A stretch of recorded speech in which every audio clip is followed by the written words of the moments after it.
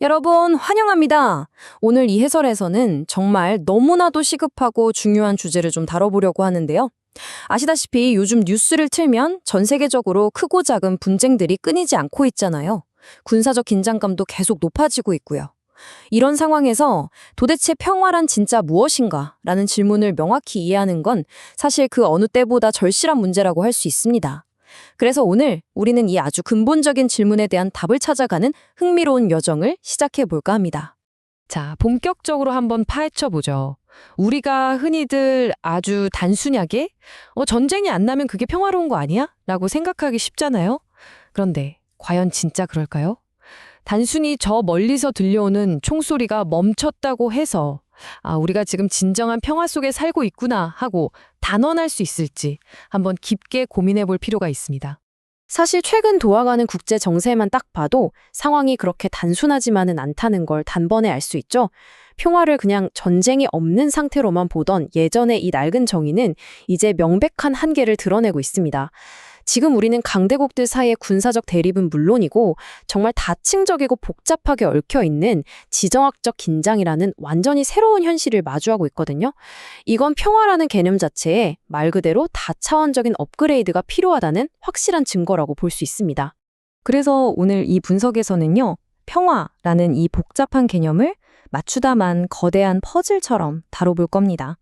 평화의 진정한 의미부터 시작해서 칸트의 제도적 평화, 데리다의 도래할 평화, 갈충의 적극적 평화, 그리고 예수의 급진적 환대와 영원한 과제라는 결론까지 완전히 다른 관점을 가진 사상가들이 어떻게 각기 다른 핵심 퍼즐 조각을 던져주는지 이 로드맵을 따라가며 싹 다 확인해 보시죠. 그럼 첫 번째 퍼즐 조각입니다. 1장, 칸트의 제도적 평화. 영구 평화론의 아주 고전적인 출발점이죠. 임마누엘 칸트는요, 평화라는 게 어느 날 갑자기 하늘에서 뚝 떨어지거나 우연히 주어지는 게 아니라고 봤습니다. 인간의 이성을 통해서 아주 치밀하게 만들어내야 하는 것이라고 주장했죠. 그가 말한 이 영구 평화론의 뼈대를 보면 공화국적 헌정 질서, 국제법, 자유로운 국가들의 연맹 이렇게 나오는데요. 칸트에게 평화는 그냥 뜬구름 잡는 이상향이 아니라 이런 엄격한 법적이고 정치적인 제도들을 벽돌 쌓듯 차곡차곡 쌓아 올리면 충분히 도달할 수 있는 역사적 목표였던 겁니다. 완벽한 제도적 설계도를 그린 셈이랄까요? 그런데 여기서 우리가 아주 근본적인 질문을 하나 던져볼 수 있습니다. 평화를 지키겠다고 만든 그 훌륭한 법과 제도가 역설적으로 누군가를 철저하게 밖으로 밀어내고 배제하게 된다면 그때는 도대체 어떻게 될까요? 바로 여기서 2장 자크 데리다의 도래할 평화가 등장합니다. 이 내용이 그 상황을 기가 막히게 잘 보여주는데요. 여기서 데리다의 철학적인 반전이 훅 치고 들어옵니다. 칸트가 말했던 그 법과 제도들, 사실 이게 필연적으로 뚜렷한 경계선을 긋게 되거든요. 선 안에 들어온 사람은 보호하지만 조건을 못 채운 타전은 밖으로 쫓아내는 이른바 조건적 환대가 되는 겁니다. 데리다는 이렇게 꽉 막힌 고정된 제도들은 그걸 유지하기 위해서라도 필연적으로 눈에 보이지 않는 폭력을 머금게 된다고 날카롭게 분석했어요. 그래서 그는 아예 경계 자체를 허물고 예측조차 불가능한 낯선 타자까지 확 끌어안는 윤리적인 무조건적 환대가 절대적으로 필요하다고 강조한 거죠. 데리다는 진정한 평화가 무슨 트로피처럼 완성해서 딱 진열해 놓는 게 아니라고 말합니다. 그 대신 끊임없이 도래해야 할 것, 프랑스어로는 라브니르라고 정의했죠. 이걸 우리가 매일 보는 지평선에 한번 빗대어 볼까요? 여러분이 지평선을 향해서 걷고 또 걸을 수는 있지만 결코 그 선 자체를 손으로 줄 수는 없잖아요. 평화도 딱 이렇다는 겁니다. 현실의 질서에 그냥 안주해버리는 게 아니라 끊임없이 낯선 타자를 향해 문을 활짝 열어두어야 하는 끝이 없는 윤리적 책임이라는 뜻이죠. 자, 이제 세 번째 퍼즐 조각으로 넘어가 볼까요? 3장, 갈퉁의 적극적 평화입니다. 사회학자인 요한 갈퉁은 데리다의 약간 추상적인 철학을 우리가 매일 부대끼며 살아가는 현실 위로 끄집어 내립니다. 그는 여기서 구조적 폭력이라는 굉장히 중요한 개념을 제시하는데요.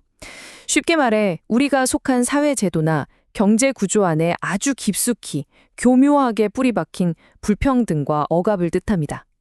게다가 이걸 은근슬쩍 정당화해버리는 문화적 폭력까지 한 세트로 묶여있죠. 그러니까 누가 내 눈앞에서 총을 쏘거나 주먹을 휘두르지 않아도 이 시스템 자체가 이미 구조적으로 엄청난 폭력을 가하고 있을 수 있다는 걸 명확히 꼬집은 겁니다. 그렇기 때문에 단순히 전쟁이나 물리적인 충돌이 없는 상태는 그냥 소극적 평화에 불과하다는 거예요. 갈통이 힘주어 말하는 진정한 평화, 즉 적극적 평화는요, 우리 사회에 보이지 않게 깔려있는 이런 구조적이고 문화적인 폭력을 적극적으로 걷어내고 불평등을 하나하나 박살낼 때 비로소 달성될 수 있습니다. 우리가 진짜 평화를 맛보려면 부숴버려야 할 억압의 장벽들이 아직도 산더미처럼 남아있다는 얘기죠. 그럼 이어서 네 번째 파트입니다. 4장, 예수의 급진적 환대, 이것이 어떻게 구조적 종합을 이루는지 살펴보겠습니다. 자, 여기서 이 슬라이드 내용이 정말 흥미로운데요. 앞서 살펴본 여러 이론들이 어떻게 역사 속에서 실질적인 종합을 이루었는지 보여주거든요. 객관적인 시각에서 분석해 볼 때 예수가 보여준 역사적 실천들은 정말 파격적이었습니다. 굳건했던 종교적, 사회적 경계를 과감히 넘어버리고 당시 철저하게 배제됐던 세리, 죄인, 이방인들과 한 상에 둘러앉아 밥을 먹었죠. 이건 단순히 착한 개인의 친절함 수준이 아닙니다. 그 시대의 억압적인 배제 구조 자체를 허물어버리는 동시에 조금 전 데리다가 말했던 그 무조건적 환대를 현실에서 아주 급진적으로 밀어붙인 엄청난 경계 파괴적 행동이었던 겁니다.